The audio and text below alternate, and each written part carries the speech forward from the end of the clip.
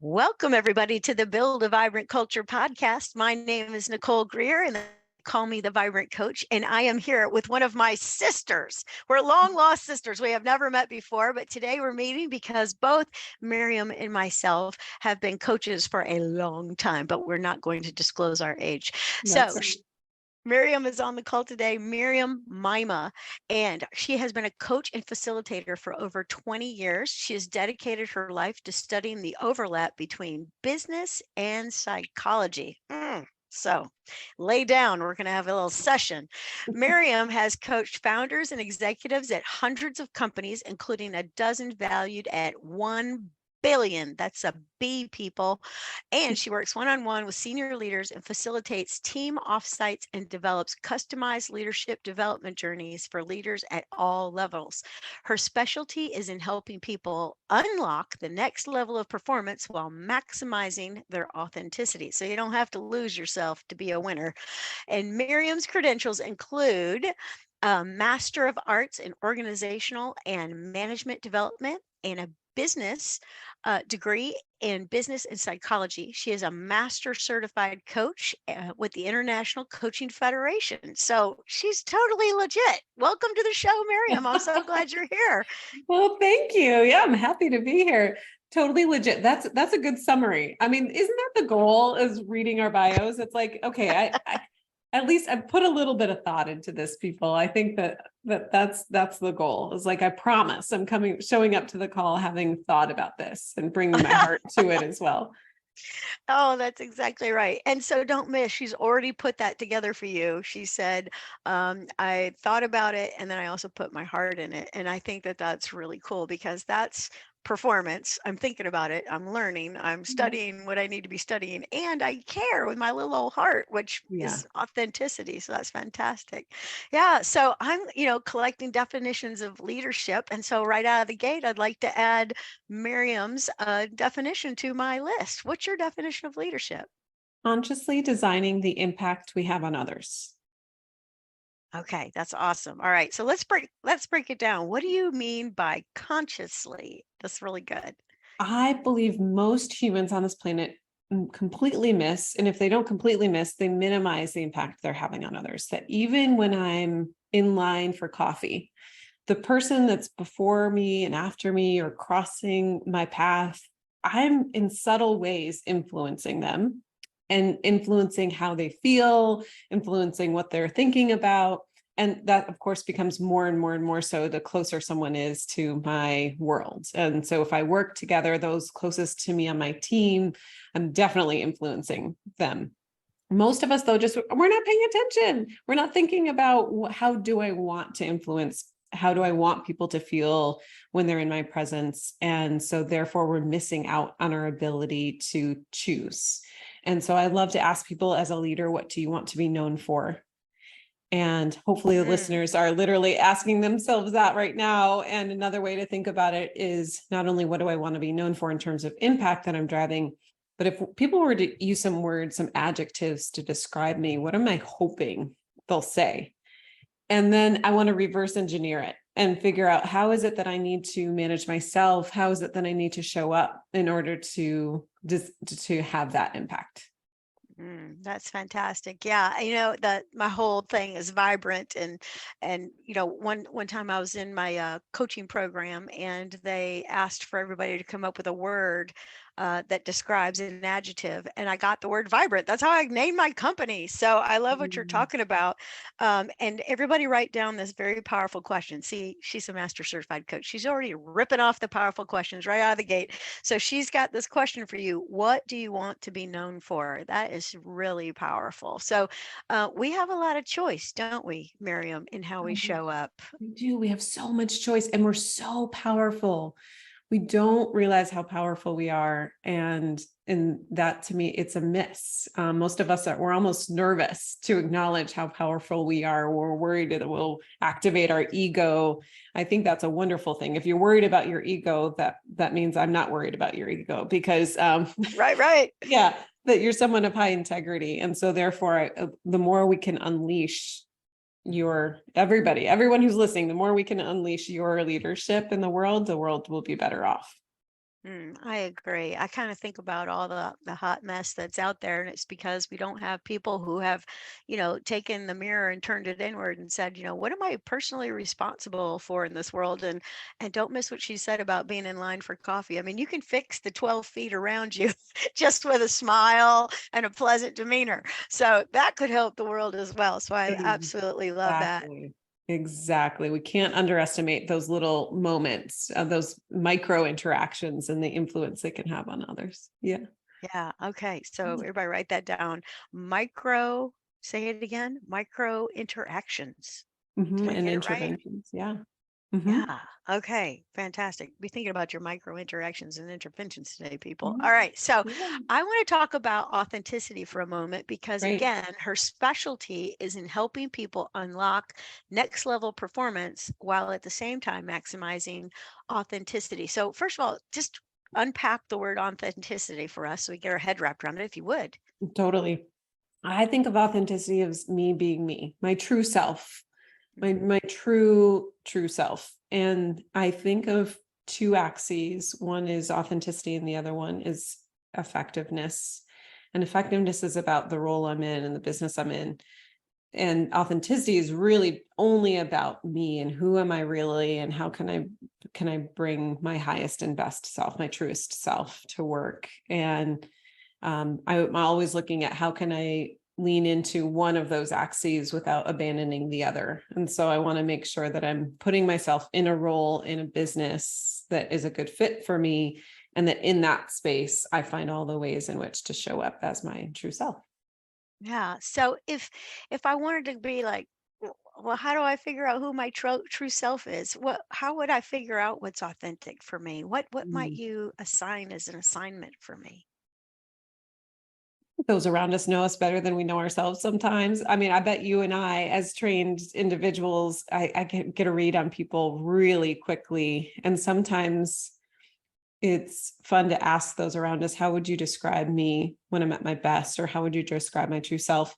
And then sometimes when I'm at a conference or something, people will have just met one another, literally zero interaction. They just happen to sit next to one another. And going back to that idea that we're always influencing people, I'll challenge them to give each other feedback of how do you experience each other. And almost always it's pretty spot on to their authentic selves.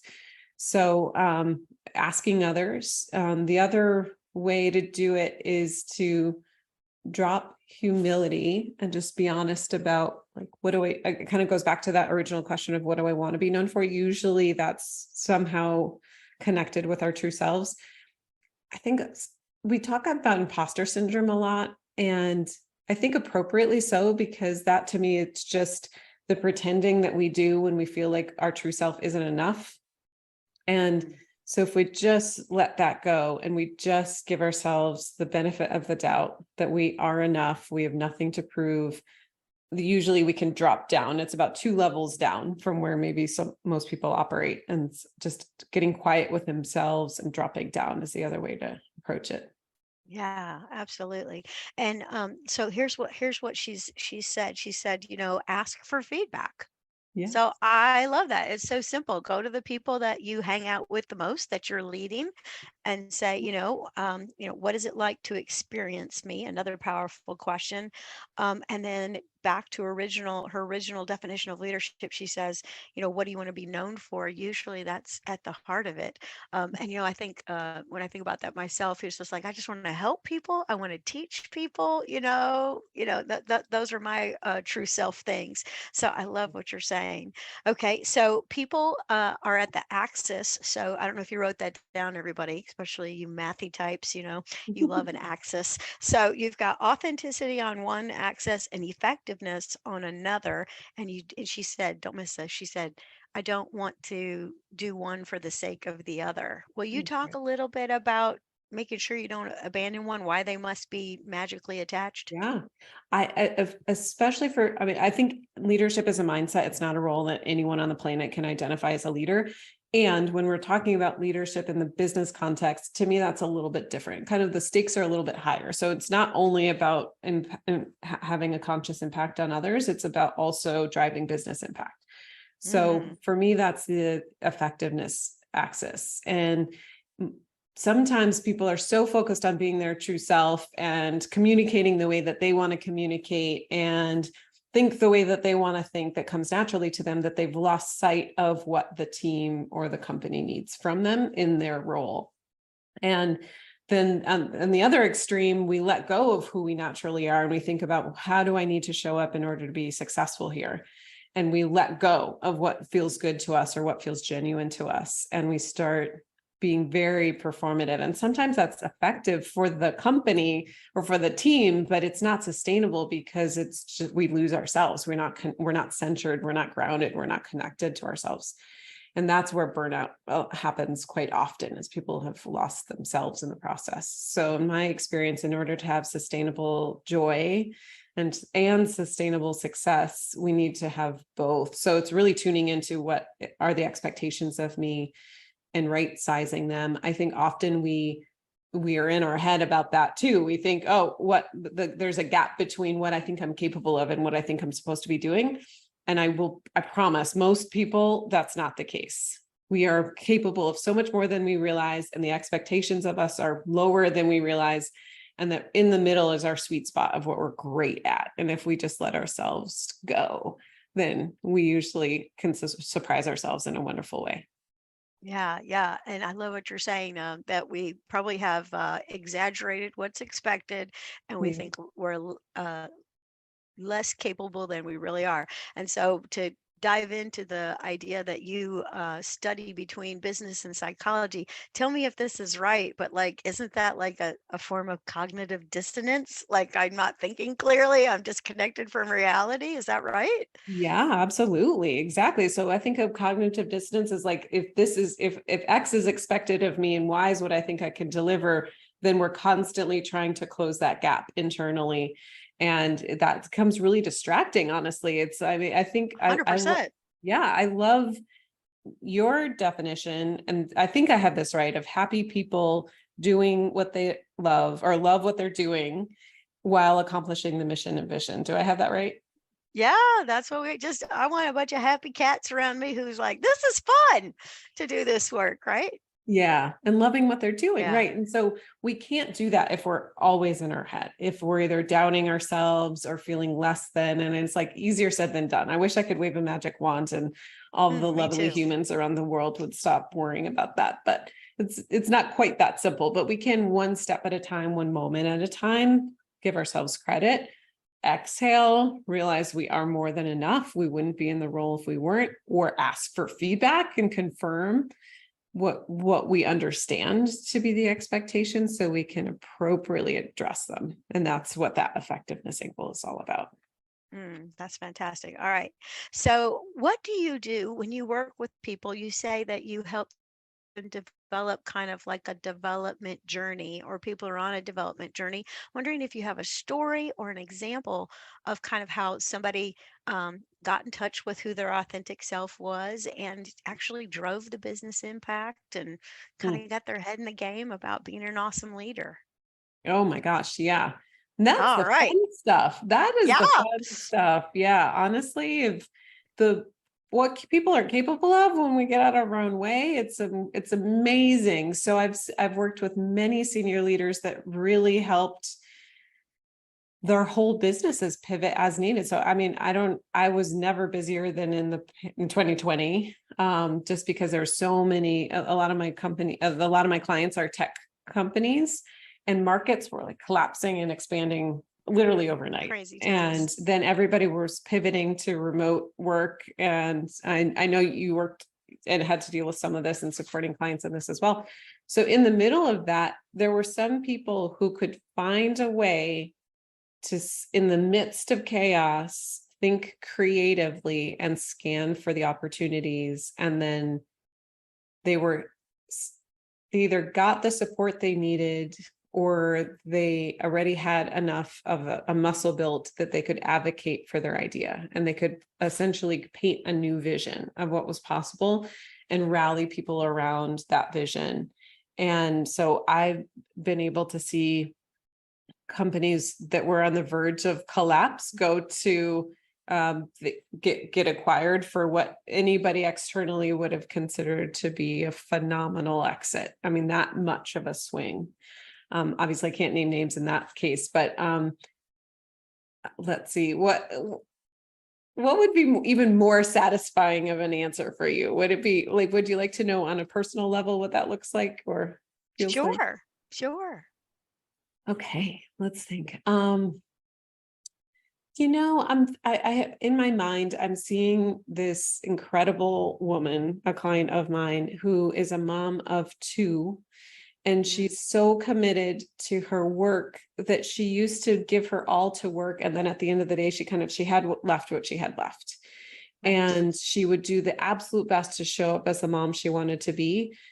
And if needing to choose between showing up fully for her family and showing up fully for work, she more often chose work.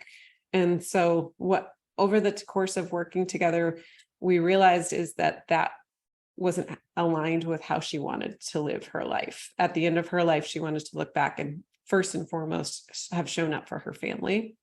So we started putting in some different strategies for time management and energy management.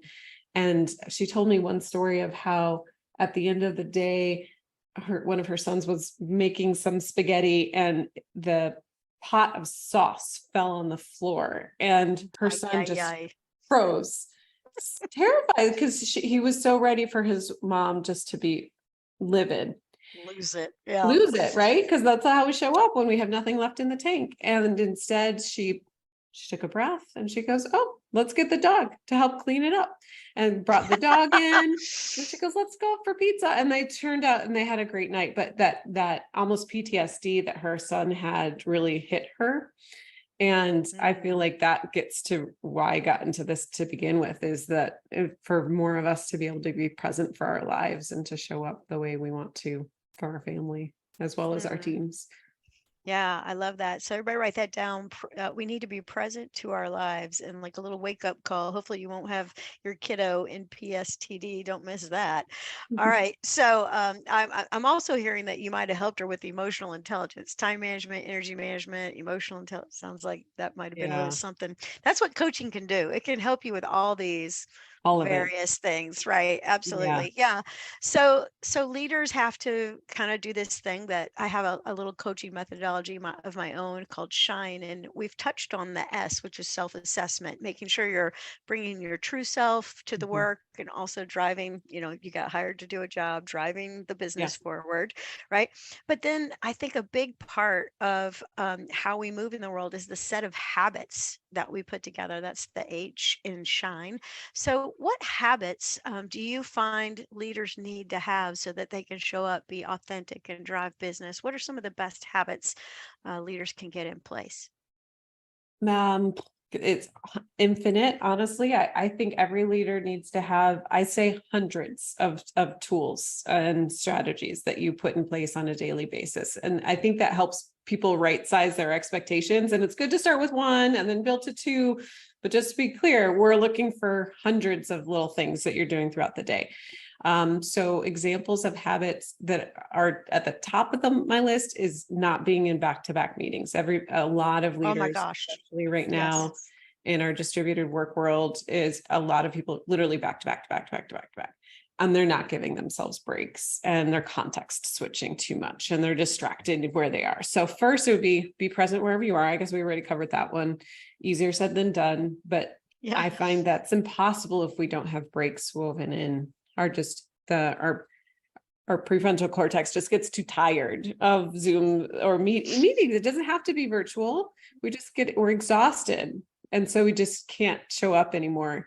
So everyone has their own rule, but for me, I can't have more than 3 back-to-back meetings without a break in between. If I have that 4th meeting, I'm just not going to recover the rest of the day. And everyone pretty much has a number that if they think about it, they know what it is. So finding ways within their current system to hold that time sacred, hold the downtime sacred, make sure that they have that. So be present, build in breaks. I start the day knowing what's the most important thing that you can do, and figure out how to do that as early in the day as possible, because most leaders are so available for those around them that they're getting unnecessarily reactive. And then the most important work of the day, they're asking themselves to do that at the end when they have nothing really left. So the strategy work isn't really happening. So doing that early and often. And just because it matters, them having focus time really, really matters. Yeah. I'll pause there, but those are a few. And then whatever spirituals habits, I think that that's helpful for showing up as our authentic self, is whatever you believe in, find ways to reinforce that throughout the day. Whatever you believe to be the values that are important to you, find ways to build that into your day and reinforce it, because the people may not reinforce it, but that doesn't mean the password on your computer might be helpful, or signs on your laptop, or reminders on your phone or your watch, anything and everything that helps reinforce and remind us of who we want to be are helpful habits. I love your list of habits. That's awesome. So here's what she said, everybody. And I like to repeat things back, Miriam, because people they need to hear it twice. It's called consolidation, right? So she says there's hundreds of tools, so we can think about that. But here is the meat and potatoes. No back to back to back to back to back to back. That's 4. 3 is the limit. All right. Meetings. Okay. You got to work in some rest. I mean, don't you have to go potty? I mean, get a drink of water, have a protein bar, something, people. Yeah. Plus, I think with that one, Miriam, you need a little reflection time. And don't you have to go put something on the calendar and make a to-do list and get yourself organized a little bit, which can really reduce your stress level if you have a little time to digest and make sure all your little ducks are in a row. Yeah, absolutely.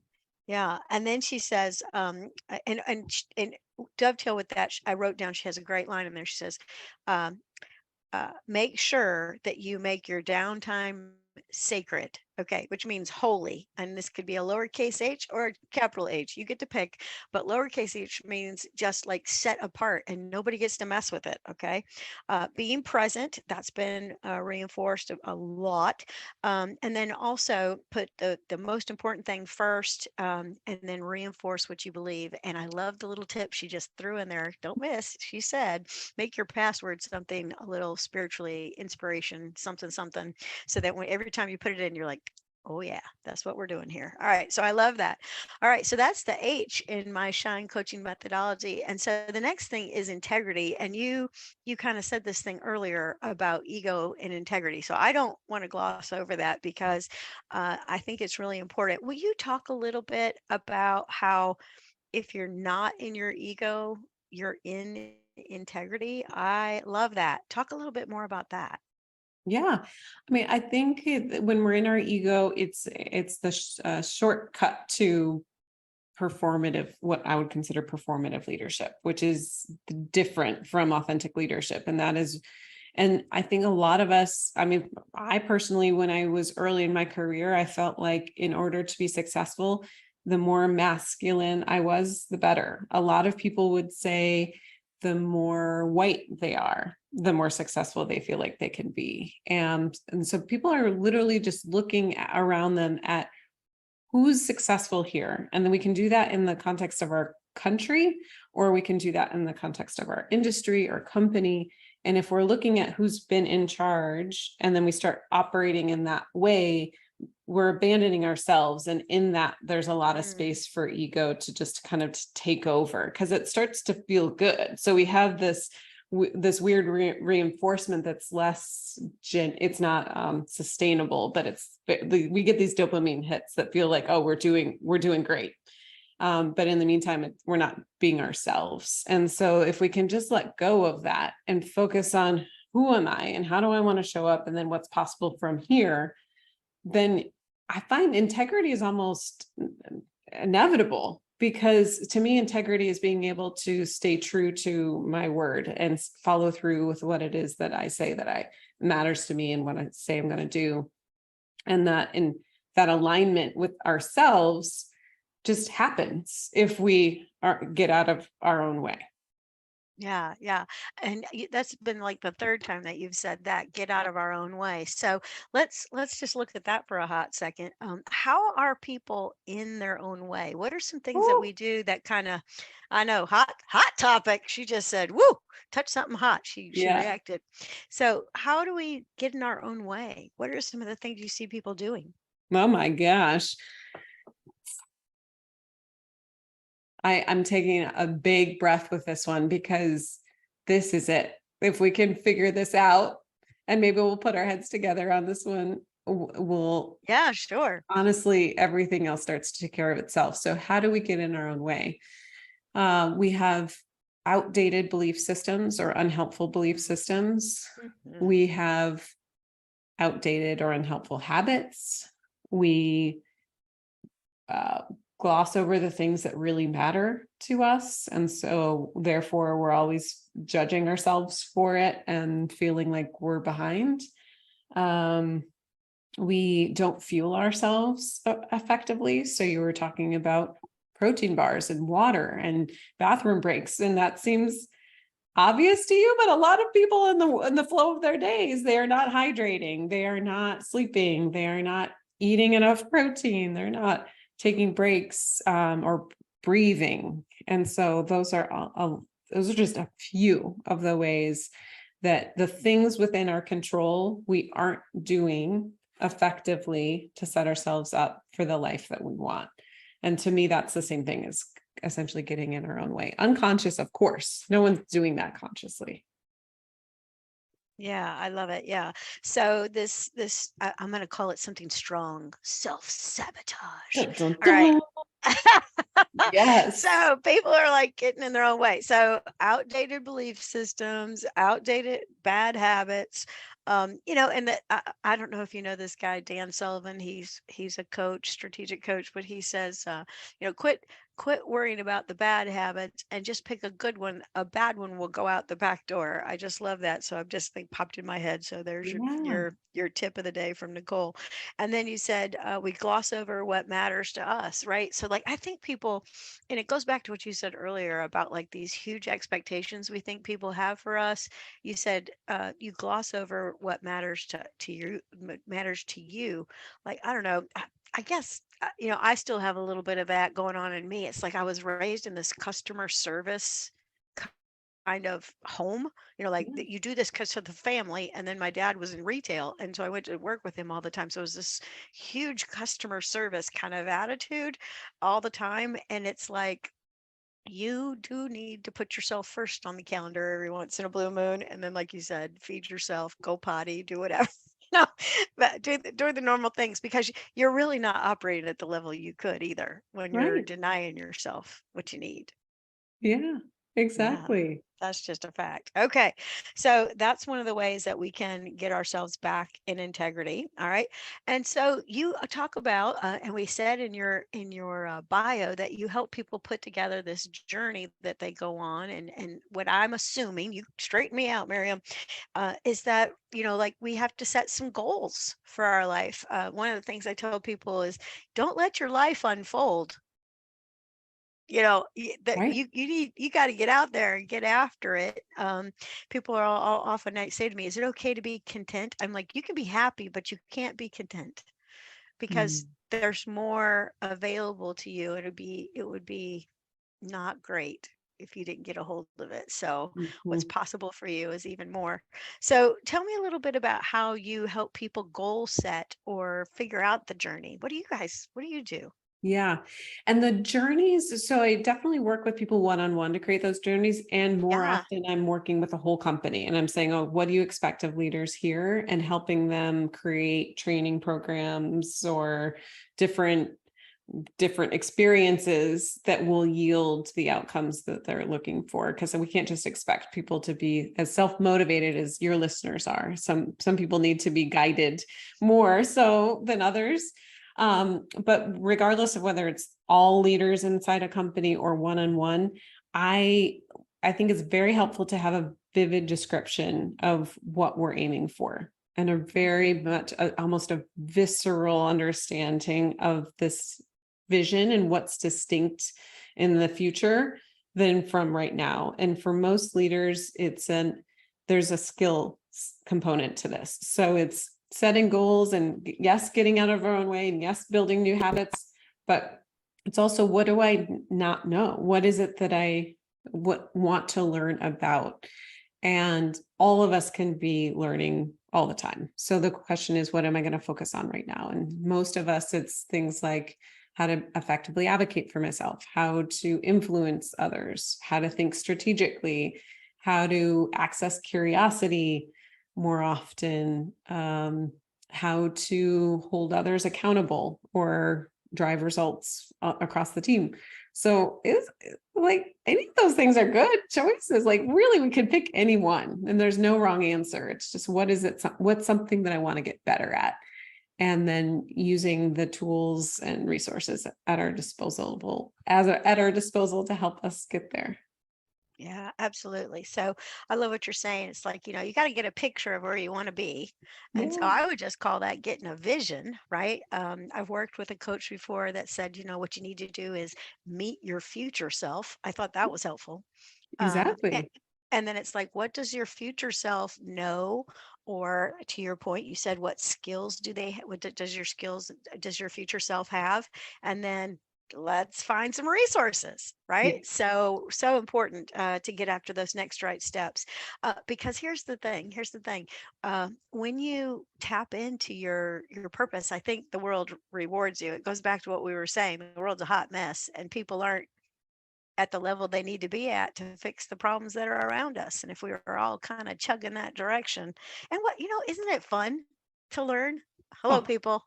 You wouldn't be listening if you didn't want to learn. All exactly. right. It's so fun. Okay. The last in my Shine coaching methodology is the E, which is all about energy. And here's what I know: this whole life is about energy. You pop on the planet, you get this like energy from day one. And then when you pop off, the energy's gone. Mhm. Poof, no more energy. So it's all about energy. So, how do you see energy playing a part in somebody's success? And what do you do to help them kind of get stoked and get energized about what they're doing? Yeah, exactly. I really am a fan of all of us becoming students of our own selves. So, students of ourselves and Mhm. specifically our energy. So, if I'm becoming a student of me, I want to understand, what is it that fuels me? What is it that drains me? How can I be doing more of the things that fuel me, fewer of the things that drain me? And that is as much habits as it is tasks. And it's Mhm. amazing how I personally like to look at energy and time management together. I find if I look at one without the other, I'm not getting a full picture. And so there will be times when I have a meeting with someone and I just routinely leave that meeting drained. And it doesn't seem to matter how I show up or what I'm bringing to it. That drains me. So there's been moments when I would put that on my drained list. But if I move that meeting to a different time in my day, it doesn't necessarily drain me. So I just need to I like to map out peaks and valleys in my own energy. Most of us have a pretty reliable energy signature throughout a day. So knowing what that is, and then thinking about what I want to get done and making sure that I'm mapping the tasks to the essentially my energy throughout the day.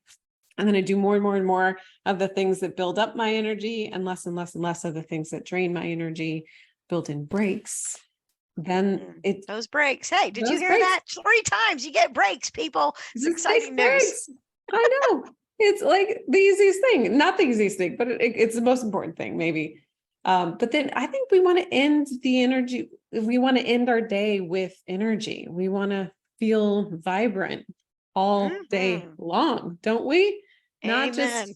in the morning, not just in the middle of it. We want to feel vibrant all day. And so I know for me, maximizing my sense of aliveness is really important. So when you talk about purpose, for me, I feel like I have two.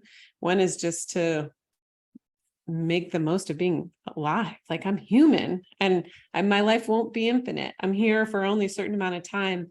I want to really savor the human experience. And in order to do that, I need to really be alive and present. So that matters to me. And so does having a positive impact in the world. And so I'm trying to do both at the same time. And I think it's wonderful that you have outlined such a beautiful methodology that's very actionable for folks. And if Thank people you. follow it, they will be better off. Oh, thank you for that. And here's something that she said that I don't she's making a list. Did y'all hear that? She's making a list of the things that energize her and the things that drain her, and she's stopping to look and go, okay, how do I rearrange this? How do I make this better? She said, I map out the peaks and the valleys. I think that's fantastic. So think about how you might do that, folks, with your energy. There's a book that was very influential in my life. I don't know if you've ever heard of it, Miriam, but it's called The Path by an author named Lori Beth Jones. And she has a little exercise I'll just throw in there. She's like, on one side of a piece of paper, you put, I want more of. And on the other side of the paper, you put, I want less of. And you just have that piece of paper sitting on your desk, and you're like, when that happens, you're like, oh, I want less of that, and you write it down. And then you're like, whoa, I just had a good time, I want more of that. And Mhm. so how do you live this joyful life, this and what did you say? Don't miss this. She said, maximizing my sense of aliveness. All right, that's tweetable. Everybody write it down. That would be living on that side of, what do I want more of? And it's not like a selfish little girl. I want more candy. I want more Barbies. I want more whatever you fellas wanted, whatever, you know what I'm saying. It's more like, I want these things that make me happy and joyful in the present. She keeps reinforcing the present. Don't miss that either. Yeah, yeah, exactly. And most of us, if we can slow down long enough to look at those lists, the things on the what drains us or what we want less of, we Yeah. can probably delegate or we can get it done sooner. And if we stop procrastinating, it would not have such a negative impact on us. And then there's just certain things that we can't completely let go of. And so then I'm always like, okay, how am I setting myself to have a good time? I can't choose to not do this. It's not an option. I've looked from every single angle. That is rare, and it does happen. And say, okay, I'm going to put music on. I'm going to make myself a little coffee, and I'm going to drink that coffee, and I'm going to have my favorite music on while I do the thing that I don't want to do. But at least I'm finding ways to approach it that still help me feel vibrant. Oh my gosh, you are speaking my language, sister. All right. I told you we were sisters at the beginning of the show. And look, she's totally my sister. All There right, you go. Miriam, we are at the top of the hour, and everybody is like, wait, don't let her go. Not yet. So they want one more nugget from Miriam. What little nugget would you leave people with so they can remember you by that? Smile. I would just have everyone right now find something to think about that makes you smile and see how long you can sustain that. And let that joy just pour through your day and the experiences and interactions that you have. And if people want to find me, they can go to leaderswhosmile.com. There you go. Oh, did you see how she tied it together? She's a true professional, people. All right. So I have been having such a good time talking with my coaching sister. And her name is Miriam Meima. And it is spelled, let me spell it for you because you want to go Google it. Miriam. Last name Meima. All right, it'll all be in the show notes. It'll be down below. Now, if you have loved listening to the Build a Vibrant Culture podcast, would you do us a favor and go down and just, it takes a hot second, and click the like button. And then maybe what you might do is leave a little review. Leave a review of the show today, and also maybe a little love note for Miriam because she would love that. And so would I. Or All right, we can. Nicole. Let's give Nicole some applause. I want everybody who's Yay. listening to give you some love. I Thank you believe so much. creating and sustaining a podcast is not easy. So thank you for giving this gift to everyone who's listening. Oh, that's so sweet. Oh, I have a ball. I meet the greatest people and my long lost sisters, and all sorts of great things happen. Yeah. And so you can find her at leaderswhosmile.com. And also of course, she's over on the LinkedIn, and it's Miriam Meima. Thank you so much for being on the Build a Vibrant Culture podcast. Thank you.